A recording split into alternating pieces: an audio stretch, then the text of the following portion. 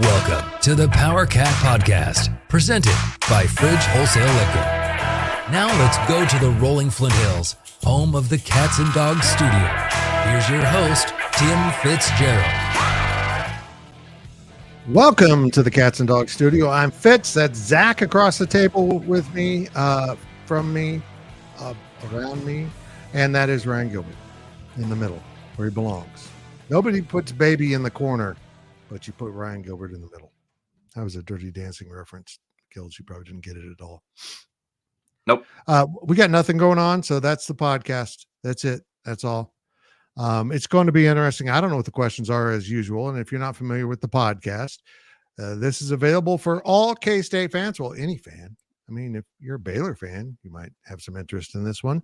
And but the questions come from our VIPs at Go Powercat. And Zach lifted the threshold here. It's been one question per. We struggled last week. Well, it's been one per sport, football or now basketball. And now I just said everybody ask. Who went over the top? Anyone? It was reasonable. It was reasonable. Okay, that's good. It's good. We're sponsored by the Fridge Wholesale Liquor. As always, we've been sponsored by them for many, many years. Great people, great selection, and make sure you stop into the Fridge when you're in town. If you've got questions about products, they've got the people that can give you the answers, and go check out their social media. It's pretty damn good. Fridge Fridays are my favorite. That's it. That's the whole read. Let's get on with your questions from Wabash Station. Gills went blurry. Gills, we got to get your upgraded internet going here. I'm sure you're downloading stuff to watch. And probably want it done more quickly so you don't have to wait. Too many Zach film Carlson studies. with your questions. Yes, exactly. That's what I was talking about. Here's your questions from Wabash Station. From Get Off the Schneid, Fitz, where does this weekend rank on the wildest things you've covered during your time at K-State? I don't know that it was that high. It was just weird because let's back up. So back-to-back DDs. One that myself and Derek Young at KSO had been reportedly saying that Jerome Tang had been offered by Arkansas. I was talking to Arkansas. And those were made up. Neither one of us had reported it. And yet the made up rumors were correct. They were right. They had been talking. And I thought those rumors were just simply late. I knew Jerome had, touched base with them, but they moved on to Chris Beard pretty quickly. And I was just starting one of our podcasts and right before I went on the air, I think it was the Big 12 Insiders, I saw that Chris Beard had pulled out of that job chase or whatever. And I knew Jerome Tang was now in play and see where it went. Arkansas swears he was never offered the job. And I think it's just a good way of saying, well, we never made the final offer. The one that you're going to say yes to because you've already said yes. It's kind of a stupid little game they play. But he ended up, seeing what K-State had to offer and did his thing, preyed upon it, and came to the decision that he really wants to be here. Now, we might find out if that's true with this Baylor thing going on, but if Scott Drew goes to Kentucky, we might start this cycle all over again, and then it will rank pretty high after a guy that just said, I'm here, I'm preparing for next year, and if he then interviews somewhere else, I think the fans will be upset, even though I think the fans understand the Baylor thing, but just the timing is so awkward for all parties involved. None of us want to talk about the Naquan Tomlin stuff anymore, but after not playing for the first month and a half of the season, fans were really starting to get angry. And so social media was going crazy. There's protests on campus. Naquan Tomlin's showing up, and then he's kicked off the team officially from Richard Linton. That stuff happened in a 24-hour time span. I think that was more hectic than Jerome Tang, anything that's happened over the last 7 days with him. And so Good maybe moving forward, something might happen with Tang where I take back that statement. But it was crazy, certainly. But Jerome Tang is still a head coach of Kansas State, so could have been crazier. Yeah, it could have been. And, maybe we'll get the crazier here pretty soon. Yeah, I think what makes it wilder is the chance that it's still, the dominoes are still falling. We thought Jerome Tang was going to be one of the early dominoes, and it just so happens it could be one of the later dominoes to fall. So, you think SMU firing their coach would have been solved by now, this whole domino effect that we're talking about. But here we are, 21, 22 days, whatever, since It's it was 20 20 something, 20, whatever it is. And let's see. So they filled their job. USC's filled its job. Arkansas filled its job. Now Kentucky needs to fill its job, all in the course of 20 days. And as I pointed out in my daily delivery today, used to be getting a coach hired in a week was really rushing it. Now you got to do it in a matter of days because of the transfer portal. I'm not sure. I don't think Arkansas has a single player right now. I think their entire team left. It's just a mess. The portal, I wish they would put a 48-hour wait on players being able to go into the portal when their coach leaves. Just have a little cooling off period. But they've got the right to go to whatever school they want to now. And I don't think there's any way you can limit it.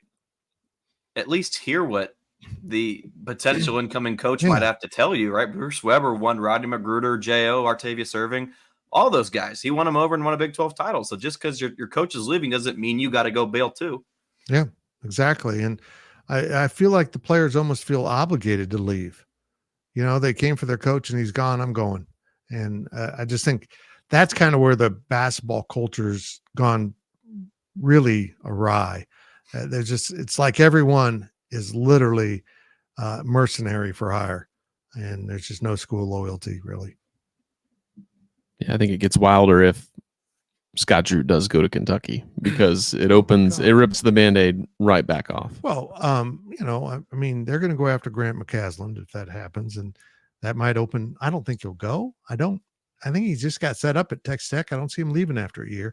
But he's their guy. Remember, he was the associate head coach, and he is a former player, I guess.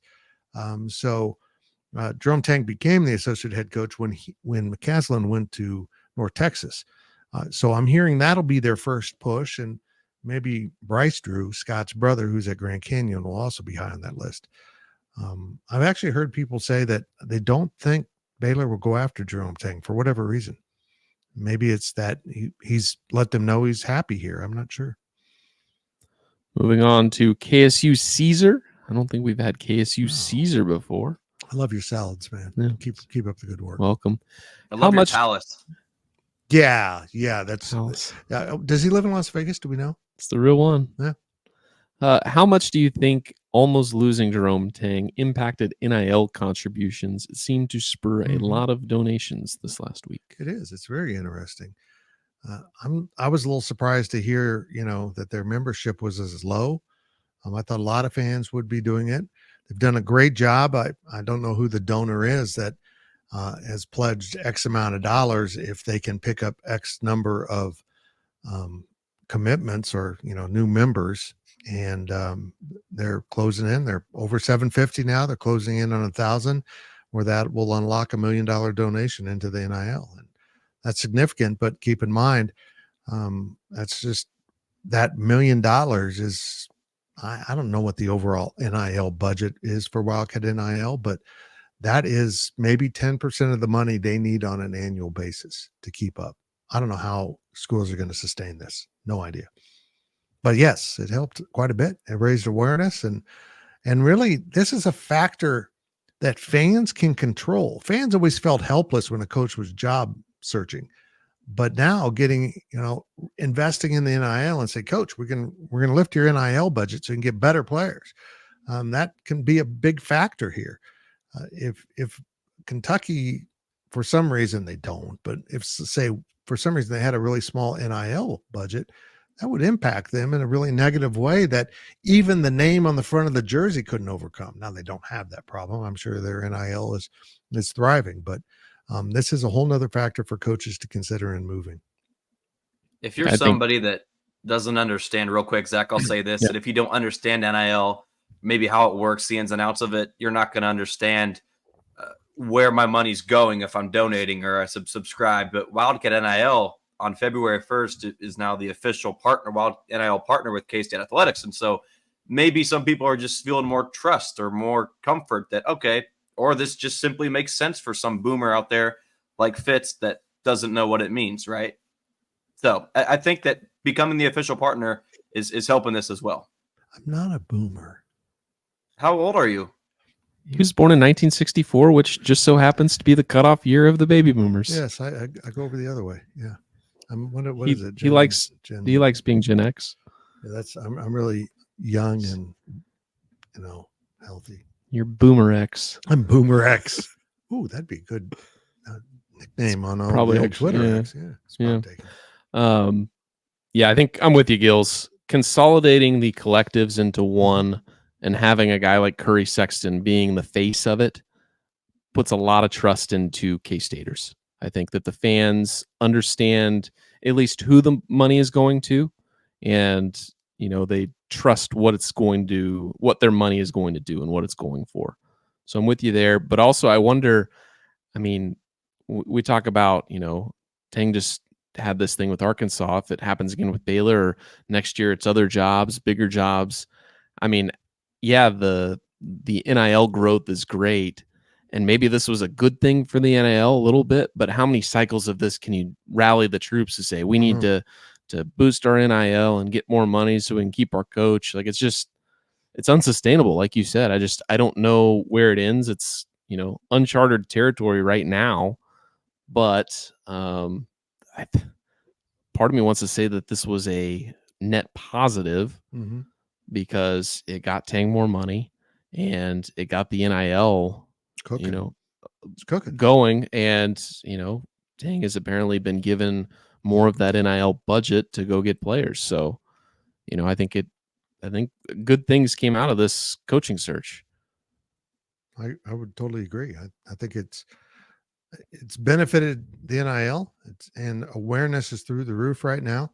And I would encourage you, if you're a fan that really wants to support Kansas State athletics, to go ahead and join in Wildcat NIL. I'm not sure what the membership cost is. I think you can join for $10, as low as $10, but there's a bunch of different tiers that you can join and contribute at. There's different benefits that come with each of those tiers. So you can donate whatever you want basically per month, whatever you're happy with. So we'll never probably know what the real number is, but if you take the lowest tier, times it by whatever the membership is, that's your monthly expectation there. So it's definitely much more than that, but just kind of a starting baseline point. Next question is from Get Off the Schneid again. Do the changes put in place with Jerome Tang's new contract regarding the administration's involvement with the team and increased investment in Tang and his coaches, along with the NIL, does that pave the way for him to be here for the long haul? This Baylor thing is really the main school I've been worried about. But I always thought, Scott Drew's not going anywhere. He's going to retire there. So this kind of caught me off guard a little bit. I didn't know. Apparently he's coveted Kentucky. That's the one job he's always said he'd go to. But I think there's a little infighting. But what was the question? Well, I just kind of the new contract with the administration. Right. So there's Gene Taylor's a buffer now between the university and athletics. Yep. And then Tang's got more money for him and his staff, plus the increase in NIL. Yeah. And look, I know everyone wants details on this. I don't have them. I was just given the big picture of now there's a new process that has some checks and balances in it, which I think we can all agree is good. Even if you wanted that player removed from the roster, I think you agree letting them have a little due process probably is the right way to do it. Not just kicking him off without a meeting, which was very strange. And that can't happen again. I don't want to rehash this, but I really haven't talked about it. But the fact that Naquan Tomlin was allowed to graduate from the university, that is from the university side. I see the president being in charge of things that are on the university. Gene Taylor's in charge of athletics. If he is good enough on the academic side, and he hasn't broken any, or at least has made amends on any athletics or Jerome Tang or team rules, whatever there, if that's good, if both are happy, that's my biggest issue with the whole thing is he was allowed to graduate. If the president wants him off the team, he should be kicked off out of school. I would think so too. The whole thing never really added up. I think that Jerome or that Gene Taylor we don't know. We don't know the details. We don't know if we'll ever know the details. But the new process seems to be a good thing, at least for keeping Jerome Tang and keeping priorities. Where the administration's priorities should be. Gene Taylor is the leader of athletics, right. part of the president's cabinet. The president needs to trust Gene Taylor to run the place. Even if you're the president, and with all that took place post decision, you're probably down for these added layers here, so that you're insulated too. Right. So you're not in the middle of these controversies. So I think it's going to be a good thing for athletics. Gills, anything? The answer to the question is we'll just see what happens if nothing happens with Baylor. We'll see what happens a year from now. Is Tang. He's always going to be mentioned in openings, but if it starts to pick up steam, that's going to be your answer. If K-State's really secured him, I forget the phrasing of the question, but we'll see next offseason. If this is still happening, then I don't want to say you got to panic or be concerned, but I don't know if you're ever going to be fully comfortable. But next offseason, if he shoots everything down and this was the one time for him to get that raise and get control over his program, which is valid for him to do that after everything that happened. If this was the time for him to do that, then great. But if this happens again next season, it's probably going to be a pattern where that happens every offseason, truth be told. One thing I'm most interested in that I don't think I've seen reported anywhere, nobody's really talking about it. Does Jerome Tang's buyout get increased with these new contract negotiations? Because I think $6 million is what it currently was. April 30th, it goes to $5 million, and then each year after drops by $1 million. At a certain point, if you're Gene Taylor, if you're K-State, I think you need to say, here's the buyout, whatever your price is, and it needs to be big enough that if a school like Kentucky or KU even, or whoever, a blue blood program comes and says, we want your coach. If the fee is $15 million, I think you just need to say, we would rather have the $15 and get a new coach and get that infusion of cash in the athletic department, right, than trying to sit here and renegotiate and try. I think that Jerome Tang's value to Kansas State is higher than $6 million. I think Gene Taylor recognizes that, but you can't just do this every year and expect to give him more money. Yes, you need to pay Jerome Tang what his market value is, Agreed. But at the same time, at a certain point, you need to say it is in the best interest of our athletic department for you to go and us to take the money and not negotiate an increase. As much as that's hard to say, especially with a guy like Jerome Tang, but his value only reaches a certain point, I think. And I agree. And I mean, K-State, ever since John Curry, the good budget, the good fiscal responsibility of the athletic department has been incredible. And at a certain point, I do think that needs to be taken into account. You can't get into these bidding wars and then just trying to ever so slightly increase, because we see what I think Calipari's making $7 million at Arkansas. Tang wasn't going to make that, but It's clear that Arkansas could have made a much bigger offer for Tang that K-State probably couldn't have defended against. So right. It's just, I think at a certain point you need to get Tang's buyout higher. I agree.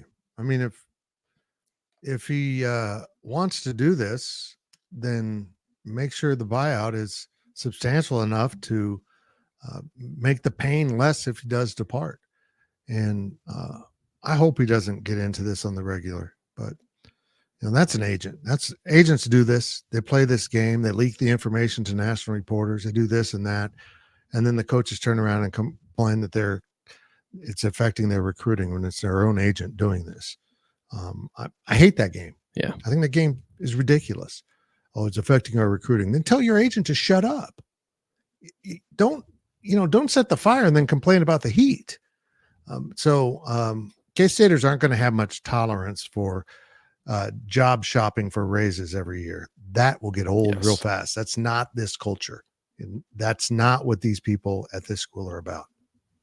Deep down, though, Jerome Tang's the only one that can tell that answer. But was it a raise or was it control or NIL? Like, there's multiple factors. It wasn't just him getting that raise that he was after. I'm sure that was a huge part of it. that might have been number one on his list, but maybe he wanted to say, Gene Taylor, hey, you are going to let me and you, whatever, have control of this program, not the president.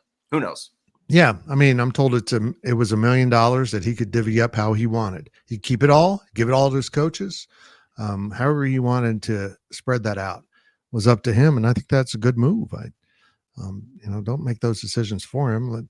Let's see what he does. And I have no idea what he did do. I feel like he's going to split up quite a bit of that money. I do. I think that's who Jerome is. He's going to make sure his guys are taken care of. He's going to give us some, right? Yes. Bought and paid for. Gills admitted it. Yes, we are. For $1 million. Yes. Last question of the first half from Call Me T22. Is this the wildest coaching carousel domino effect you've ever seen? Yeah. SMU started the chain reaction that apparently has led to Calipari leaving Kentucky. He has at this point. He's going to Arkansas. Where does it go from here? Should we start worrying again?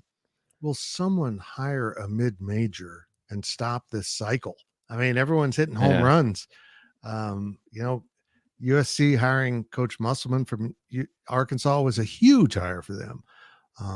And now I never dreamed Arkansas could pull off Calipari, but they did it. And now you've got Kentucky on the clock feeling obligated to make a big move, and the fans want something worthy of their attention. And that's not Scott Drew. That's beneath them. They had John Calipari. So I think short of digging up John Wooden's bones, is he dead? I don't even know.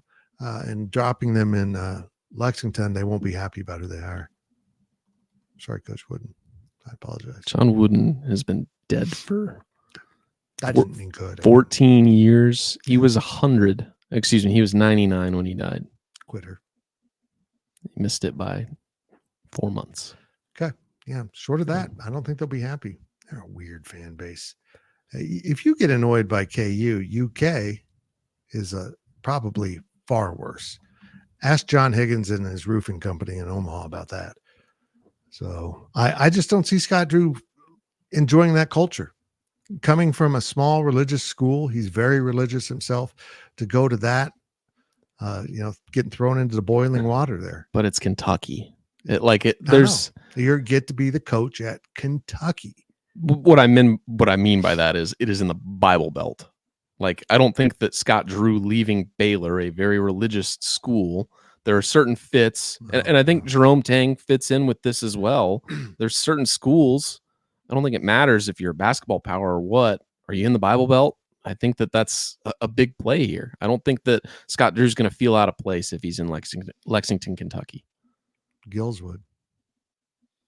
Yeah, I'd feel out of place anywhere that isn't the Little Apple. Thank you. Good. Wow. And plus, you're scared of horses. Okay. I made that up. Were you trying to make a Kentucky Derby joke? Mm-hmm. That is not the right city. I know. Okay. I'm aware of that. That's it for the first half. I'm not able to bust on Gills in a proper way today. I'm off my game, but we're going to take a lengthy break here for 21 seconds. Well, you'll see some ads in there if you're watching later, and gather and try to regroup and do a better job. In other words, I hope the questions are good. We'll be back. We'll be right back after these messages from our sponsors. Please visit The Fridge Wholesale Liquor, located at the corner of Claflin and Westport Road in Manhattan, Kansas. Welcome back to the show. Let's return to the Cats and Dogs studio. Welcome back to the Powercat Podcast. Fitz, Gills, and Zach here, taking your questions from Wabash Station and turning them into, magic. Speaking of magic, head into the Fridge Wholesale Liquor. It's no trick. It's a treat right there at the fridge. That was the worst one ever.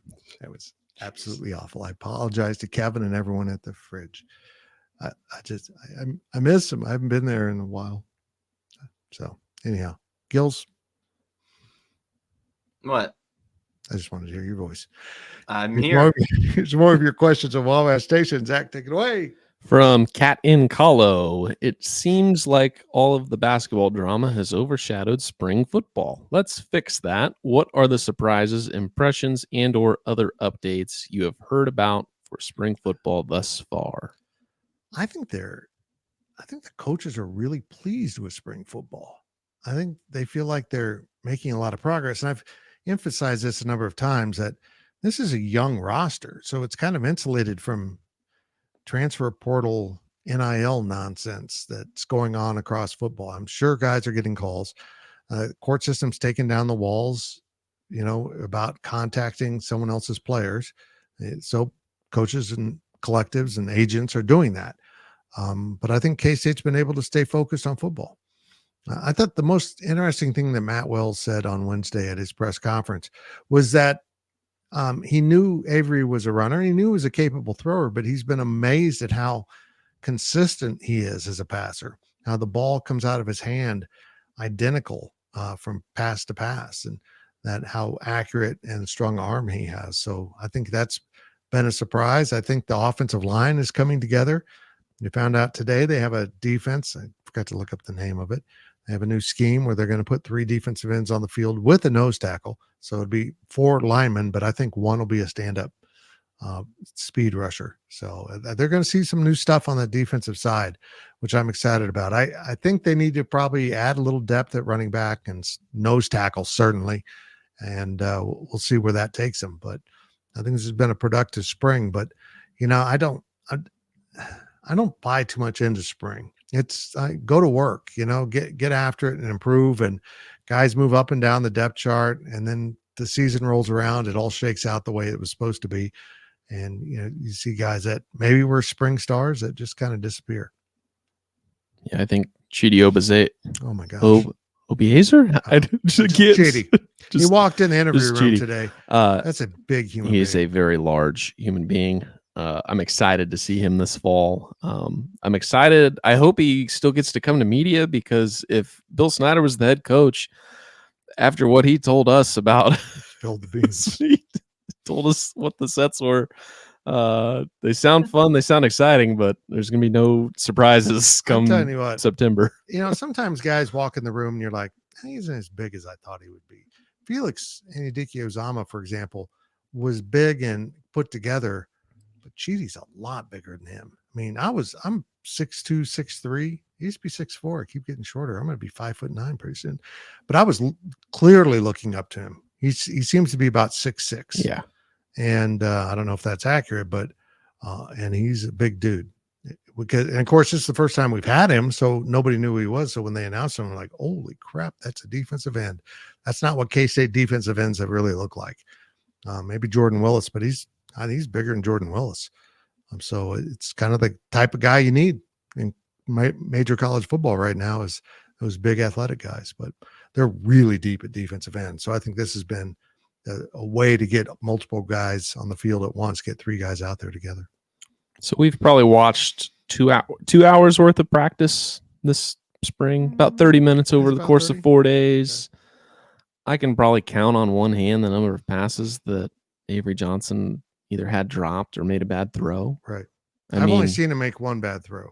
Like, he's been good, really good.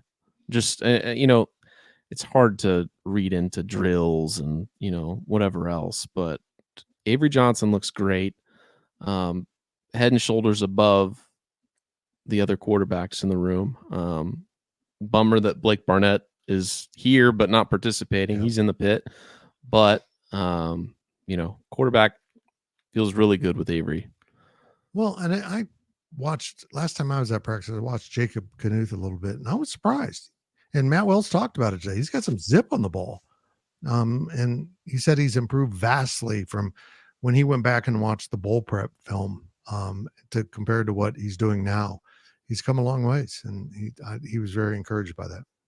And I know people have asked about DJ Giddens. The last 2 weeks hasn't been participant in practice. I think that was indicated earlier that they were going to kind of keep him on a pitch count, not have him take so many reps. I don't know if there was an actual injury or anything specific that we were told about, but this wasn't completely unexpected that he would be taking a lot of reps off. That James White and Joe Jackson would be getting a lot of those reps when they're going 11 on 11. When you're clearly the number one guy and not the quarterback, where you got to build some continuity, you you don't need to be out there every day. You know the offense. And you're basically just stealing reps from guys that need more and more reps. And so I think it's good to rest some of those veteran guys that have gone through a season, gotten beaten up. I think he might have a shoulder situation. I'm not sure.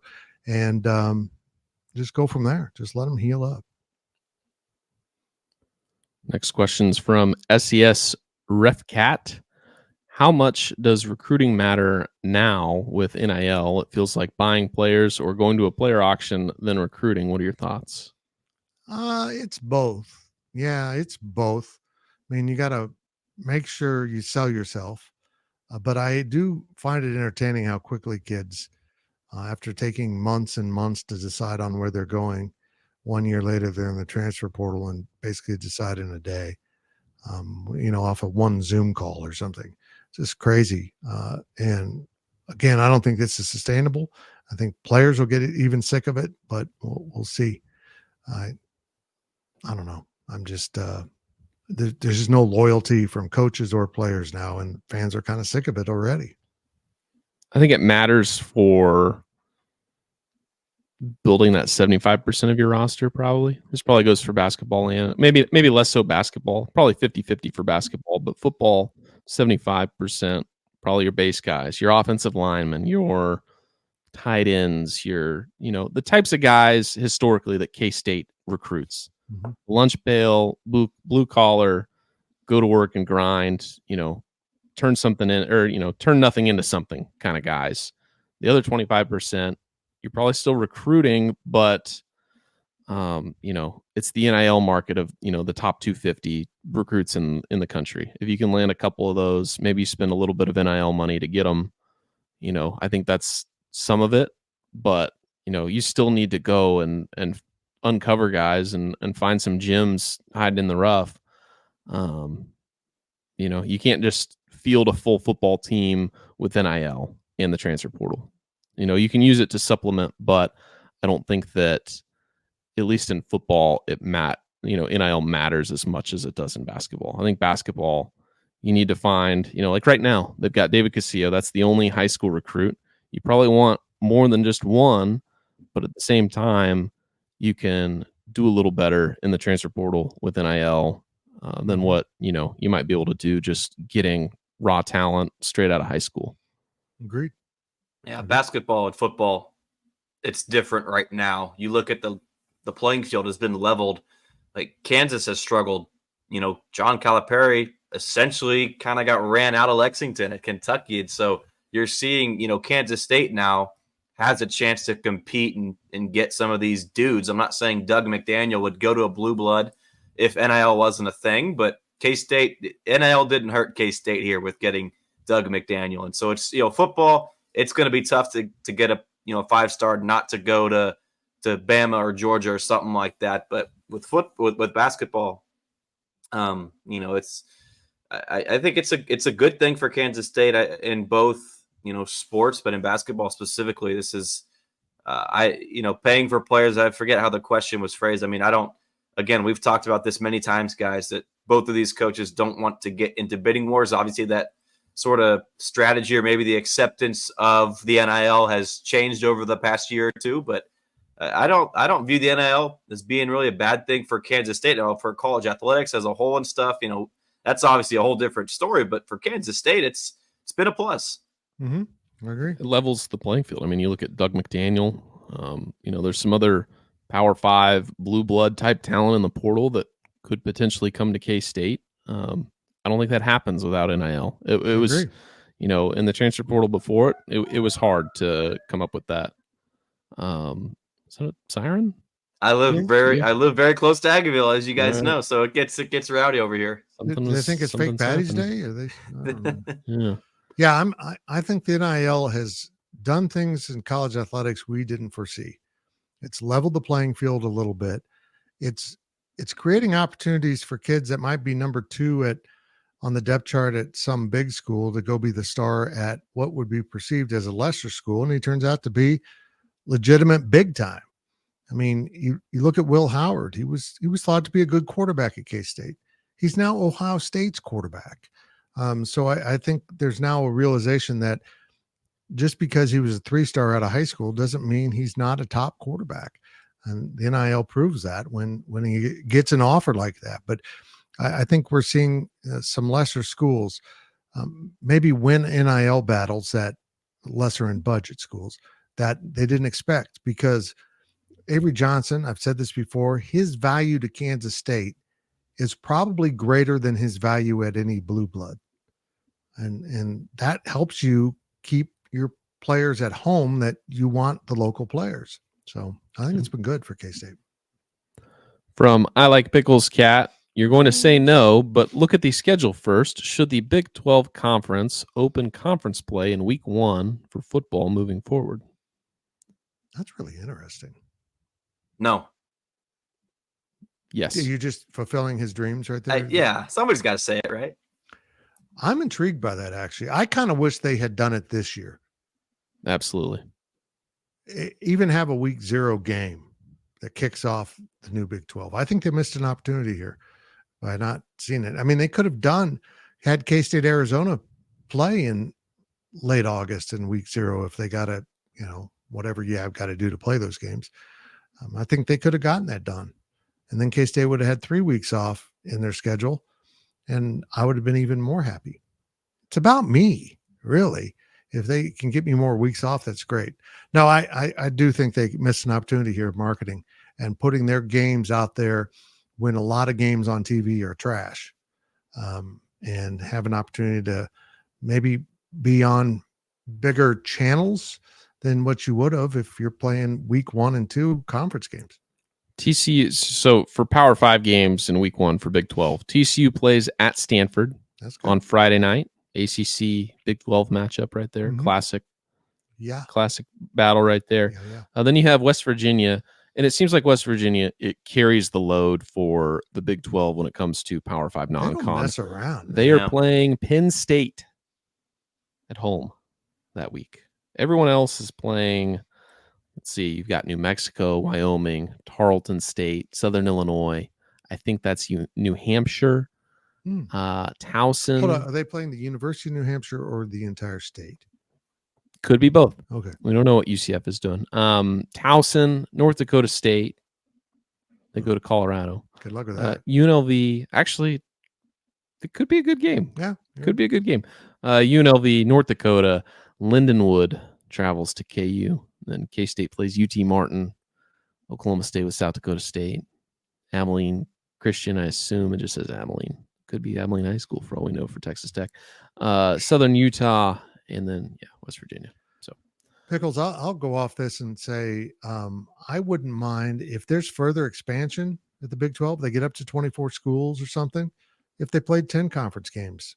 I know they won't, because that puts you at a disadvantage. Certainly when the SEC is playing 8, you end up with more losses for your teams. But I think being able to offer more quality inventory to the television entities is important. And, I can't imagine ESPN's real thrilled. They just kind of deal with it with that November Patsy weekend, the cupcake festival of the SEC. And I think you could overcome that by just scheduling more conference games. And if you had 24 schools in your conference, they're not going to feel like repetitive conference games. You're going to play different teams all the time. It'll be really kind of entertaining. Yeah. If the playoff is expanding and the Big 12 is guaranteed 2 spots, whatever the guarantees are, is there a reason to play 9 conference games if you have 2 guaranteed spots in your conference? No. You should play 8. Yeah. If everybody else is playing 8, you should play 8. Yeah. I mean, there's no you should try playing 7 or 6. Why not? Well, yeah. I mean, I don't want that. No, but you get what I'm saying. Yeah. See how the SEC likes it if you play 7. Right. They'll scream bloody murder. And they won't get the irony of that they've been doing that to everyone else. Yeah. I just think the SEC's that's an embarrassment what they do. They're the best conference, right? The Big 10 plays 8, right? I think there's 9. Are they going to 9? Thought so. Okay. But still, if the SEC is going to continue playing 8 games, at the very least match them. Just say, we have our guaranteed spots. You have your guaranteed spots. We're going to go play an extra cupcake in November. Right. It boosts the schedule. I mean, if you look at an SEC team, you can schedule your non-conference with 4 winnable games. You have to go 2-6 in your conference to be bowl eligible. But really, when you go into the expanded playoff, I think it's beneficial what the SEC does, scheduling a non-conference game against a FCS team in November. It gives the chance for your guys to still play a game, but they get to take a break, hopefully. You get to pull them out of the game and say, hey, we've got 2 more games plus a championship game plus 4 games and, or 3 games, whatever it is for the college football playoff. I mean, I think that a certain point, I say certain point a lot. I'm realizing that right now and it's bugging me. But you realize all of there's no benefit to not copying the SEC. If you have guaranteed spots, just accept it for what it is. Yeah. Just be the SEC. You're not going to lose your spots. I'll be unhappy about that, but I understand exactly what you're saying. It's math. On the flip side, if you play 10 conference games, you're going to have a lot more losses, but you're still guaranteed those spots, right? So it doesn't matter how many you play, up or down from 9. If you go undefeated, you're going to be a top 6 seed. If you go so in terms of seeding, if you go 9-3, you're going to be traveling to I think Oxford, Mississippi. The important part here is if instead of taking a loss and being 8-4, you've got that non-conference game that lets you get to 9-3, and all of a sudden you're in contention for an at-large bid, and the Big 12 slides a 3rd team in there. So gotcha, makes sense. I see where it's going. Yeah. More? We have one more question, I believe, from KSU Caesar again. Many argue K-State and Utah are top contenders for the conference. Who do you see as the number 3 and number 4 teams in Arizona 2024? and Kansas. I really do. I think Iowa State's going to be good. I think this conference is going to be a total mess.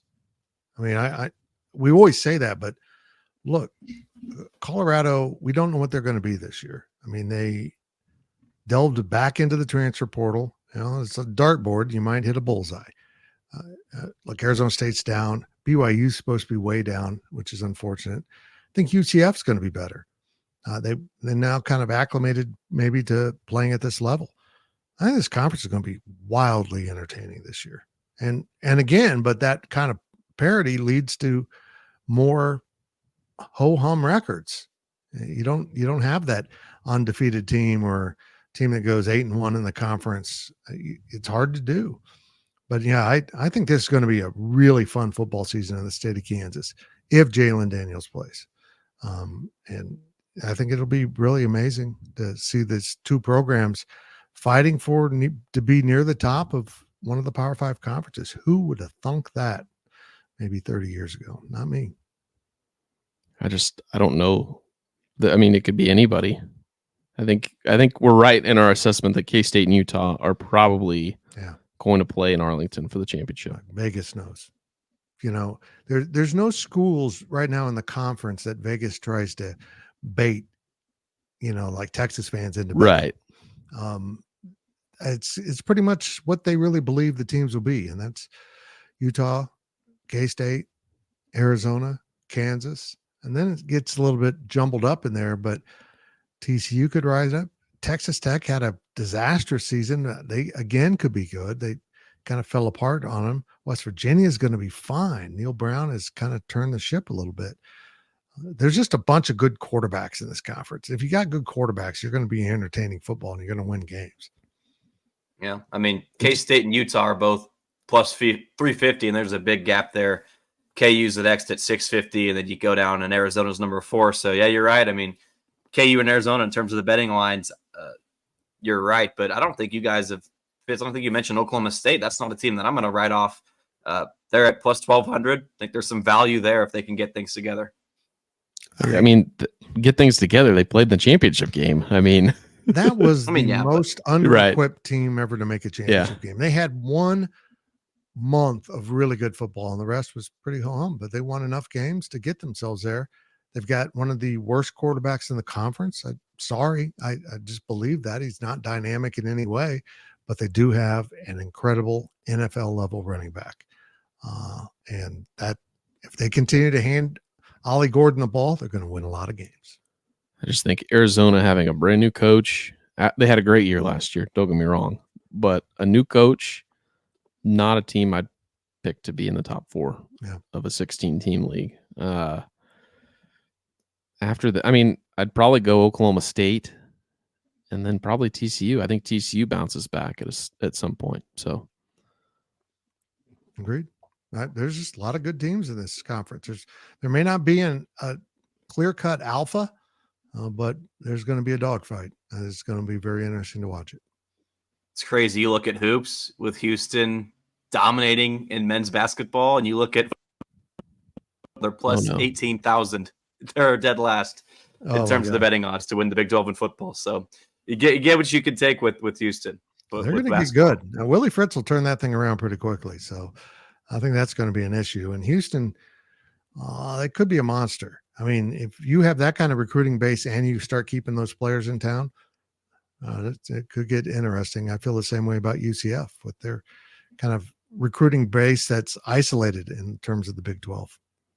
I think KU without a stadium is not a team I would pick to be good this year either. I just don't. I think the fun of that is wearing off already for the fans. And they saw parking at some outrageous amount of money at Arrowhead. 38, I think, is what it was. To park a car in an empty paved lot. Do I get any detailing with that? It's just kind of, I don't know. But yeah, it's not going to look good. They're going to have 40,000 people in a 70,000 seat stadium, and it's just not going to look good. We'll have the 2 lower decks. Yep. The upper deck will be barren. Probably. Is that a prediction? That is a prediction. Gotcha. There might be. They probably won't close the upper deck, but no, they probably can. They should make it look more packed down there. Yeah, I agree. Tarps. I don't think you can tarp off. See if Baylor can send up a tarp for a couple weeks. I'll be interested to see how it works. Of course, their non-conference games are going to be at Sporting's, Children's Mercy Park, and I think that's going to be fun. I think those games will be cooler. Yeah, because the people that are in there are going to be invested in being there, and I think it'll be kind of a fun atmosphere. Is that it? That's it. That's it. That's it for the Powercat podcast. Hope you enjoyed it. By the way, we will have a special recruiting podcast that will drop later in the week here, I think on Friday. But that'll be behind our paywall. The recruiting stuff typically stays behind the paywall. And Cole Carmody and Ryan Wallace are going to convene right after this to record an exclusive Powercat podcast for our subscribers. We thank the Fridge for their ongoing support. Thank you, Gills and Zach. That's it. I'm Fitz, and we are done. If I can find the ending, we are done. This has been a GoPowerCat.com and Spirit Street production. Please support this show by subscribing to this YouTube channel or follow us on your favorite podcast platform.